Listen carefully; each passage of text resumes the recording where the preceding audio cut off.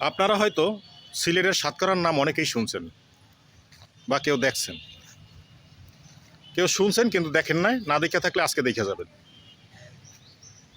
এগুলি সিল্লা খায় না গিল্লা খায়, চারটে খায় না বাইটটা খায়, চাবায় খায় না চুইয়া খায়, আর কমনে কমনে পাওয়া যায়। বিস্তারিত আপনাদের বলতেছি বিস্তারিত আলোচনায়।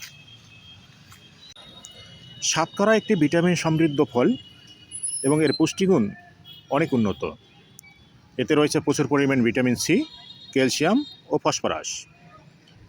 এটি ওষুধি হিসাবেও ব্যবহৃত হয়ে থাকে। বিশেষ করে সিলেটে এটিকে সবজি হিসাবে খাওয়া হয়। বাইরের অংশ ছোট টুকরো টুকরো করে কাটা হয়। গরুর মাংস, মাটন এবং তরকারিতে দিয়ে রান্না করা হয়। ফলটি আচারও প্রাথমিক উপাদান হিসাবে ব্যবহৃত হয়ে থাকে। এটি ব্রিটিশ বাংলাদেশি ফাস্টফুডের রেস্তোরাঁগুলোতে ডোনার কাবাবও ব্যবহৃত হয়ে থাকে।